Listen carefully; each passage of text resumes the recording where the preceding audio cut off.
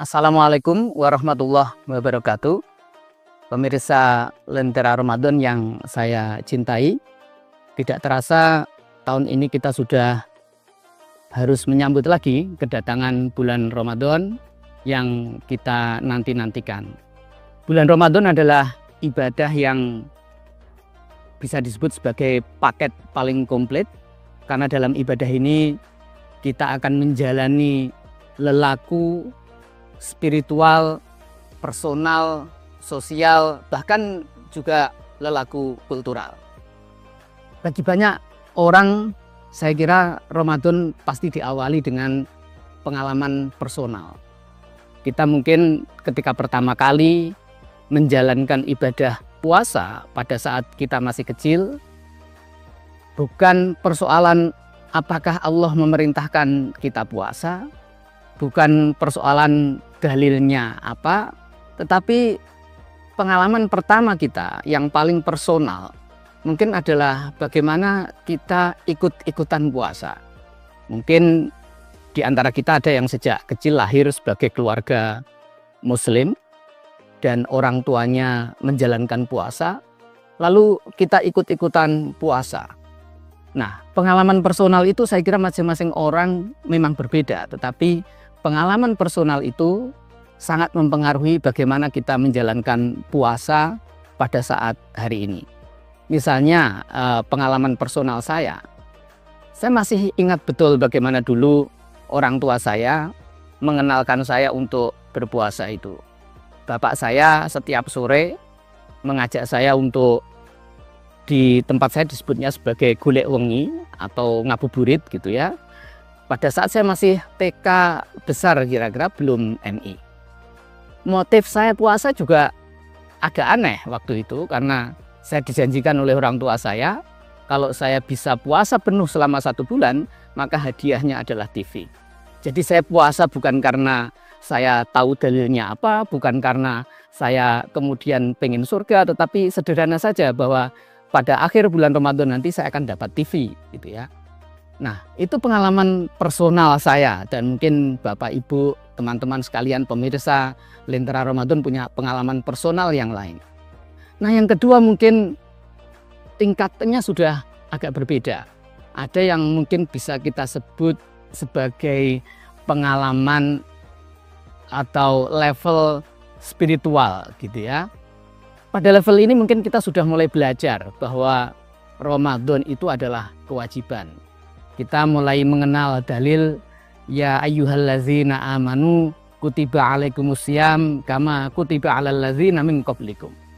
Kita mulai belajar dalil itu di sekolah, mulai mendengar para dai, para khotib, para penceramah Ramadan di mana-mana selalu mengutip dalil itu.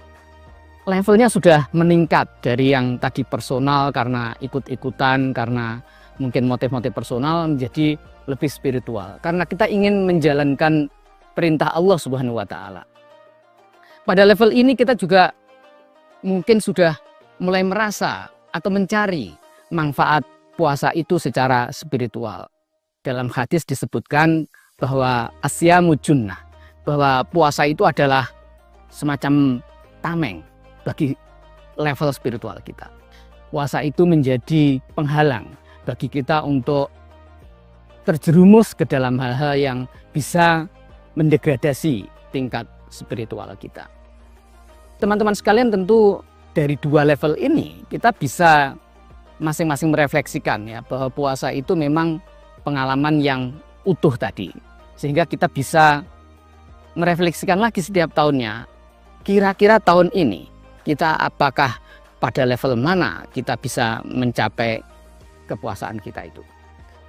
Selain 2 level itu, mungkin kita juga tahu bahwa puasa itu dalam banyak hal itu juga punya aspek yang bersifat sosial.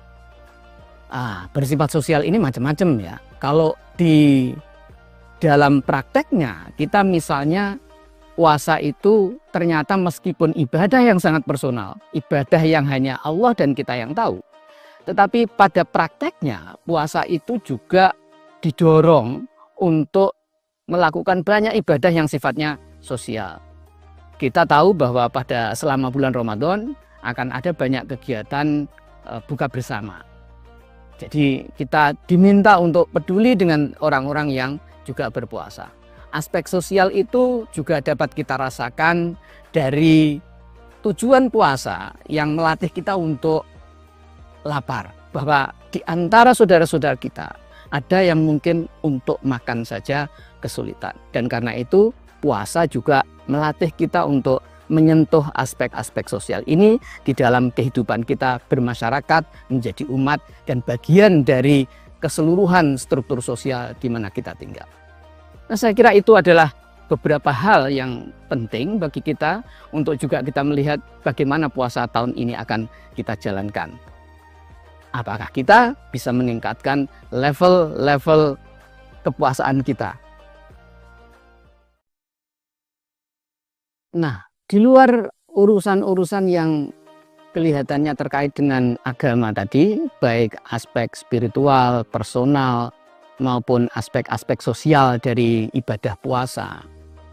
Kenyataannya ketika puasa itu dijalankan oleh orang yang sangat banyak, seperti di Indonesia yang mayoritas masyarakatnya beragama Islam, puasa itu kemudian juga mempengaruhi banyak aspek lain di luar urusan-urusan agama. Misalnya bisa disebutkan yang paling bisa kita rasakan dalam kehidupan sehari-hari adalah aspek kultural. Jadi puasa itu tidak lagi menjadi ekspresi personal orang, tidak lagi menjadi hubungan ritual dengan Tuhan, tetapi puasa juga membentuk kultur tersendiri. Misalnya kalau kita bicara tentang makanan misalnya ya, di banyak tempat kita akan tahu bahwa ketika Ramadan datang, maka pada saat itulah makanan-makanan khas Ramadan akan juga muncul.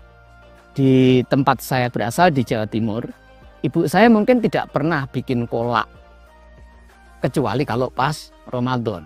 Jadi kalau Ramadan itu ditandai dengan kolak. Aspek kultural ini akan berbeda-beda tentu saja dari satu tempat ke tempat lain. Dan itu bisa kita lihat di berbagai negara yang mayoritas penduduknya beragama Islam. Misalnya di daerah Eropa Timur, misalnya saya pernah menonton televisi, belum pernah saya ke sana, itu ada pasar Ramadan juga. Jadi kita di sini punya pasar Ramadan, ternyata di Eropa Timur juga di daerah-daerah seperti Bosnia Herzegovina itu misalnya juga ada tradisi-tradisi pasar Ramadan. Jadi puasa membentuk lebih daripada sekedar pengalaman personal, tetapi puasa itu juga mampu menyentuh aspek-aspek kultural itu.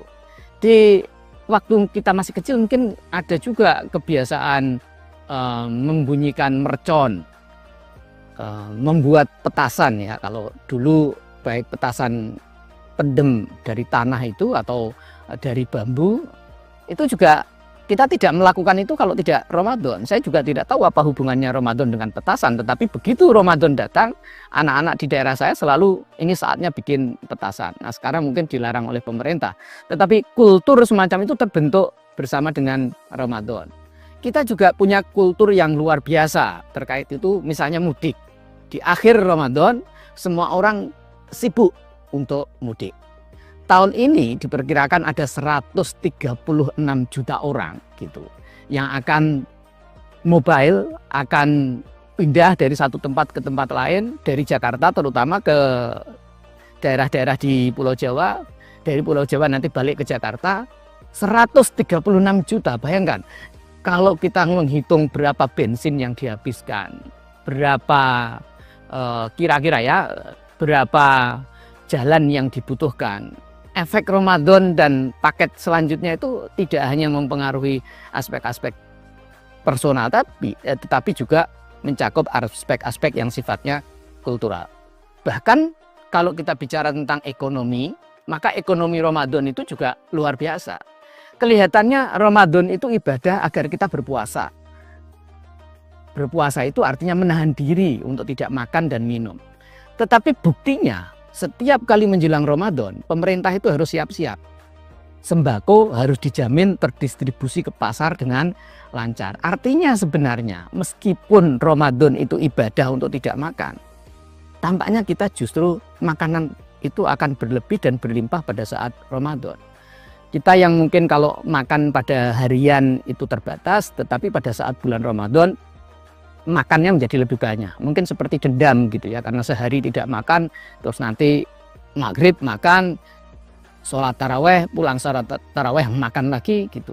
Yang mungkin tidak hanya 2 kali kita makan, tetapi bisa menjadi 3 kali. Sehingga efeknya Ramadan itu tidak hanya pada tadi mobilitas berupa mobilitas kultural, sosial, tetapi juga berdampak kepada ekonomi. Saya kira kalau targetnya Pak Prabowo itu menaikkan ekonomi Indonesia, pertumbuhan ekonomi Indonesia menjadi 8% per tahun. Nah, kontribusi Ramadan itu harus dihitung saya kira. Ya, dan mungkin kalau itu adalah cara yang efektif untuk meningkatkan pertumbuhan ekonomi, mungkin puasanya bisa ditambah jadi 2 bulan begitu ya. Sehingga pertumbuhan ekonomi kita bisa dipercepat, tidak kalah dengan Vietnam misalnya. Nah, jadi ini adalah aspek-aspek yang saya kira menarik kalau kita amati, dan sebagai orang yang menjalankan ibadah Ramadan, tentu ini adalah cara kita untuk merefleksikan lebih jauh dari aspek-aspek Ramadan itu. Sekali lagi, kalau aspek personal, spiritual itu sudah menjadi hal-hal yang rutin kita lakukan, tentu di kalangan akademisi, para pemirsa Lentera Ramadan yang khususnya mungkin punya minat dalam hal-hal isu-isu semacam ini, mungkin bisa berpikir bagaimana agar Ramadan ini tidak hanya menjadi ritual belaka, tetapi juga menjadi momen bagi kita untuk menggali banyak pelajaran gitu ya. Jadi pengalaman kita tidak hanya pengalaman spiritual, tetapi juga pengalaman yang lebih luas daripada itu. Nah, saya kira tahun ini Ramadan harus kita sambut dengan lebih baik, lebih gembira, lebih bersemangat, meskipun mungkin ekonomi juga agak seret, ada banyak pemotongan anggaran, dunia juga sedang tidak baik-baik saja. Ramadan mungkin menjadikan kita berada pada momentum untuk ambil nafas gitu ya, untuk bernafas lebih baik, ngatur nafas begitu, sehingga nanti setelah Ramadan apapun tantangan dunia ini akan dapat kita hadapi secara lebih baik, secara lebih kuat gitu, bangkit lagi dari keteristirahatan selama bulan Ramadan itu, dan kita menyambut Idul Fitri tidak hanya sebagai hari raya tetapi juga hari kemenangan yang sesungguhnya. Demikian saya kira pesan Ramadan tahun ini. Semoga pemirsa Lentera Ramadan juga bisa menyambut Ramadan dengan lebih baik, kita bisa menjadi umat yang lebih baik, dan ujungnya mencapai apa yang diharapkan oleh Allah Subhanahu wa taala, menjadi orang-orang yang bertakwa. Sekali lagi, ya ayyuhallazina amanu kutiba alaikumusiyam kama kutiba alal ladzina min qablikum la'allakum tattaqun. Menjadi orang yang bertakwa. Billahi taufik wal hidayah. Wassalamualaikum warahmatullahi wabarakatuh.